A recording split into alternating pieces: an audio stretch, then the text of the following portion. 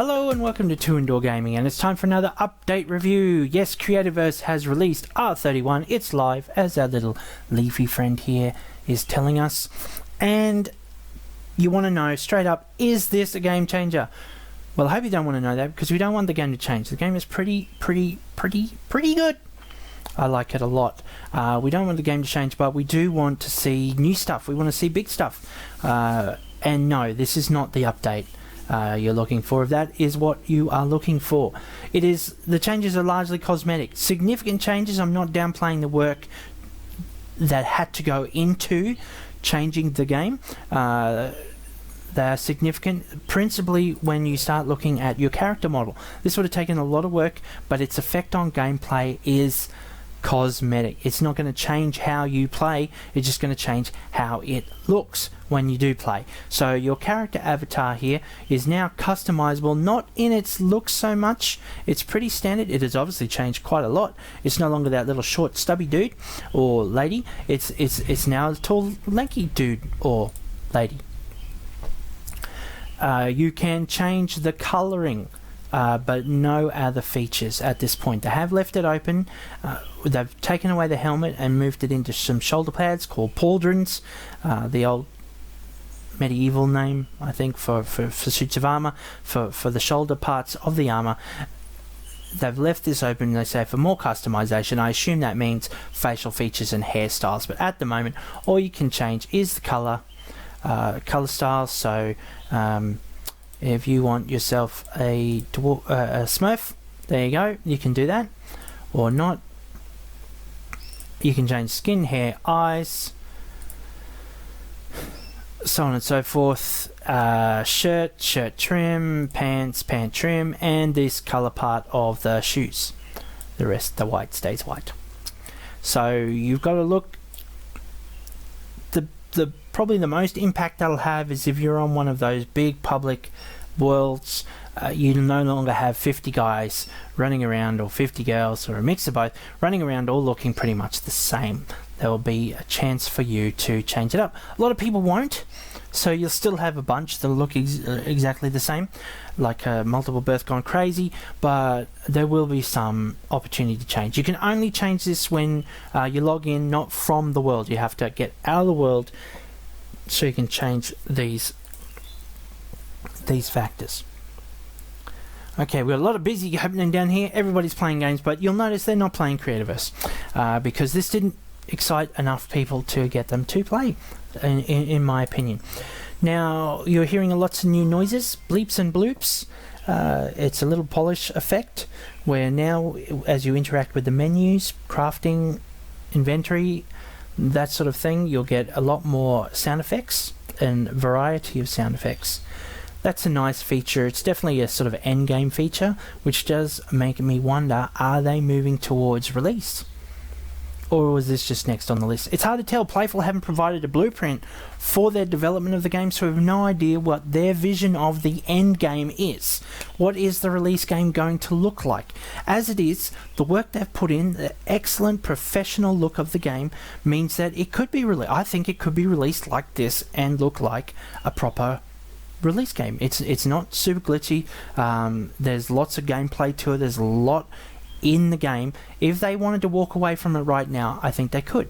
It would disappoint so many people, but you could say this is a complete game. It functions quite well. Glitches are minor. They are there, but you know, the bug level isn't catastrophic. The game does not seriously crash. I can't remember the last time the game crashed on me, to tell you the truth, and I'm really, my main computer died, my backup computer died. I'm currently on the third string computer, which is really not designed for gaming, hence some of the lagging and why my graphics aren't super high. I've just got to wait till I get back to a full spec computer, but it doesn't crash, so it's excellent in that regard. But is this the end game? And I have to say, if it is the end game, if they're not going to add the 3 Bs, biomes, bad guys, or blocks, if they're just going to finesse and fix at this point, then I think they need to open this up for modding stat. Minecraft would have died a long time ago without modding. Creativerse has a lot better palette than Minecraft, and honestly, if you could give this to the modding community, if they're done with really significant changes, then I think that's what they need to do. They need to give it over to the modding community and let them get to work. Let them get creative.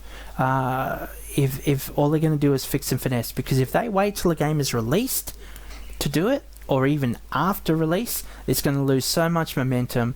It's not funny, and quite honestly, there's so many games being pumped out every day that you do not want to lose that momentum. But that's my 2 cents worth. Maybe they're just sounds was on their list and player customization was just on their list, and they're going to move on to more putting more into the game. If so, have at it. Keep going, playful, love your work. If not, let it free. Open it up now, so that you're hitting the ground running with mods. And that option for people. So what have they changed with R31 apart from your looks and your noises? Well, you notice that the UI, the user interface, has changed a bit again. You've still got your little paper doll model here, but the head's blank, the head's empty, and I know what you're thinking, and don't even say it. Yes, the head's empty, and we're now at little shoulder pads on the little paper doll instead. The little square here that had your quick keys is gone, and they're now here hanging out above your quick bar. Instead, we've got a change to how the health and the stamina bars look. Rather than being two same size ones side by side, they've now shown obviously stamina is less of a important feature than your health. I'm not sure I like this configuration, but it's probably just because I'm used to the old one. I'm sure I'll adapt very quickly to that change. You've obviously got a few of these images have changed to match the overall design. So rather than having a little thing that looked like some kind of weird book or mobile phone battery or whatever it was that the old cells used to look like, now you've got the whole glove instead. And they probably should change that from mining cell to mining glove now. Seriously. And along those lines, you also have the armor has changed its look to reflect now the character models. So just a couple of little graphics changes. You now have this little scroll bar here, whoop, whoop, whoop, whoop, whoop, whoop, whoop, whoop, which is handy. It's more intuitive, I think. I'm quite happy with the scroll wheel, but I know that a lot of people are just more used to scroll bars instead. Blueprints is a change. They've been taken out of the store, as they say, and just put in as an option. I'm not sure what the quick key is for it though, if it has one. Now they're all free. Anybody can have them. Come and get them. If you spend all your coins on blueprints, well, too bad. You've done your dough. Or, well, whatever use you got out of them before now is all the use you're going to get out of them for your money. Whatever. Most of my coins they gave to us in various releases and stuff. I'm not too put out by that. We have some new ones: Mushroom House, Garden Estate, Beach Bungalow. So yeah, nice looks. We'll see how they are when people create them. I haven't created any yet. I did go around and make a few of the cornerstones, and that is the feature. If you want this to build this now, while it is free, as in doesn't cost coins, it isn't free in materials. You've actually got to craft the cornerstone, and They said that it was taking end game materials. It really isn't. It's sort of more mid game materials. But it just means you can't craft one of these cornerstones when you first enter unless you're willing to pay real coins for it. And that will obviously be world specific if you spend that money, because they will give you the cornerstone and all of the blocks. I'm not sure how that works if your bag's already full. If you've done it and you can tell me, please do, because obviously I don't have any money here to test it out myself. But so you can do that. You won't even have to collect the blocks. You can just buy it outright. So it's not pay to win, but it's pay to build instantly. Well, you still have to put the blocks down, I'm pretty sure, because it's just cornerstone blocks. Anyway, so we're looking at things like iron rods. You've got other materials like tourmaline, which is now most prevalent in the lava layer. You have other things like wildwood, so you've got to be strong enough to take on your feral pigsies for that, which you need to do to get your iron materials. So really that's only obsidian level, not end game by any means. You obsidian level before you can collect out wildwood. Glass is obviously just sand melted, so that's pretty easy to get. There are some which you can get right at the start with just some flowers and mud to get a gazebo. That's pretty simple. And obviously it's quite cheap. The cheapest one is 100. The most expensive one is a floating island for 1800, and in real money, well, you're looking at somewhere between 10 and 20 bucks for that. They haven't got a scroll wheel here, so sorry, click and drag for this. So 1800 coins. Obviously you're looking at, well, that gives you heaps extra, bit extra.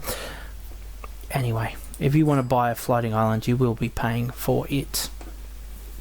Now it is night time, but I got the fence up. They've apparently fixed the fence so that you won't have bad guys glitching through it. You won't have pets glitching out of your enclosures. You won't have bad guys glitching into your enclosures. So the fence is your biggest defense. Defense is your biggest defense. Anyway, I'll leave that joke. It's pretty bad. But they've worked on that for this update. It's making it a little bit safer. Along those lines, the AI of the bad guys has been tweaked so that their aggro range is a lot smaller, so there should be less of that mobbing going on, which was so frustrating with R30.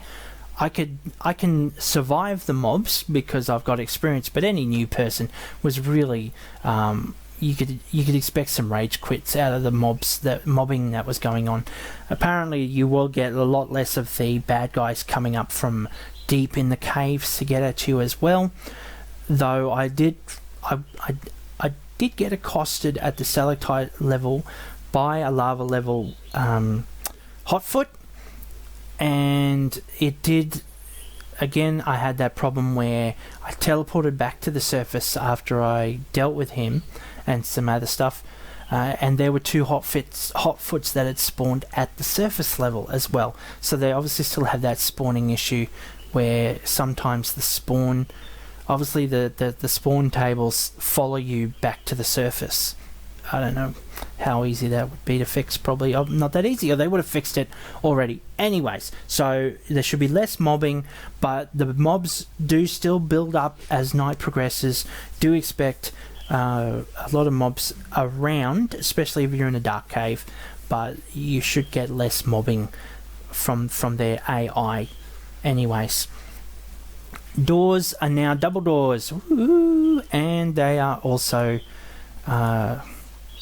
what's the word for it? I can't remember the word for it, but they open both ways. Like so. Isn't that nice? And if you put a door in one way and then match it, it will automatically switch to double doors for you. That also works with gates. See?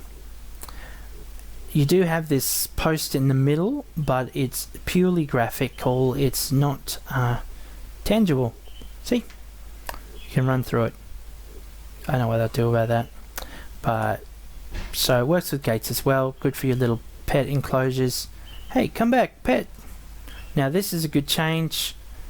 I want to chase him, but I can now have hotkeys. If I press Y, all the pets in range will now switch to follow. So come in here, come in here.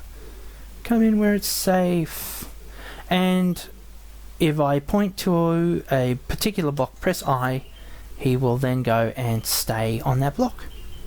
Like so. So I no longer have to click on him, click on here, which can get really quite convoluted, especially when you first tame an animal and it starts wandering off before you have a chance to tell it to stay or to follow. Now you can just press the quick key, which you can change around in the key mapping to suit your preferences. Now there's a little bit of glitchy problems. If you want it to stay on a block, it's got to be on follow first. So I ask him to follow, then I press I. Now if I just go over here and say, oh, actually I want him to stand here and press I, he won't move. If I set him to wander, which is you, and he has himself a little trot around, and then I press I, See, look, he's not even wandering. I think I have to have him follow before he'll wander. And then if I press I again, okay, he's doing it. So there's a little bit of glitching between the wander and the follow and the place, but you'll work that out. So yeah, it didn't work because he's still on wander. He went to it and then he ran off again. So I put him on follow and then I put him on stay, and I'll go to that blocks. But that's nice. That gives me hope I can recreate my chess set, which I did the dimensions all wrong for, and not spend 4 hours just moving the guys around. Other big changes, multiplayer. They have fixed a couple of the griefing issues, or the trolling issues. Flares and the goo should no longer destroy your stuff, so people can't just run up to the edge of your area or into your area and then up to the edge of your area, throw goo and flares and ruin all your stuff. Also, if somebody hops on your channel and just starts yelling obscenities in the chat, which apparently people do because apparently that's fun or something, I don't know, you can now mute a user in so you don't see them in your chat feed. That's a feature obviously that makes the victim responsible for fixing the or covering up the behavior, but I'm not sure what else you can do about that without in worlds with no admins. Yeah, apart from that, I think that's about it for this update. Again, I'll say it doesn't really change the game. It won't bring anybody back, I doubt. It does make it more playable. Certainly for newbies as well, the AI changes. Blueprints are certainly good for newbies as well because it helps them learn how to build. And they are quite enjoyable when you first start out. I think most experienced players don't touch the blueprints. They prefer to build their own stuff. I'll probably build all of those once and then never again. But yeah, you get that. See, as you see, I've got the cornerstone. They work as just the same as they used to work. Nothing's changed in that regard. You just got new ones to play with, and you craft the cornerstone with, like I said, things like wildwood, or you're looking at canyon stones, so you've got to take on your trolls, your dust evils, so that's iron level sort of opponent. Tourmaline means you're going to take on the lava level, so yeah, definitely iron level equipment for that, but even obsidian and earlier for some of those blueprints to play around with them. If you're wondering why I've got fence up here, it's because I learned when Pigsy's on wander, he won't go through the fence, he won't go over the gate, but he will jump over the doors. So, hence the fence up there. Anyway, so that's my review. Nice cosmetic changes. Does give me a little inkling they may be moving towards release. Could have that totally wrong. Without a blueprint, I have no idea. But if it is, like I say, get the modding into it and get it in there fast. Thanks for watching 2 Indoor Gaming. Please check out my other vids. I will, now that they've updated R31, have a new updated tutorial series because a lot's changed since I did the old one. Please check out my ration challenge videos. It's a cause I well believe in. The second video shows you what I will have to eat for 1 whole week to eat like a refugee, and it is not much. Check it out. You got to see it to believe it. Catch me next time. Look forward to showing you more. Until then, bye.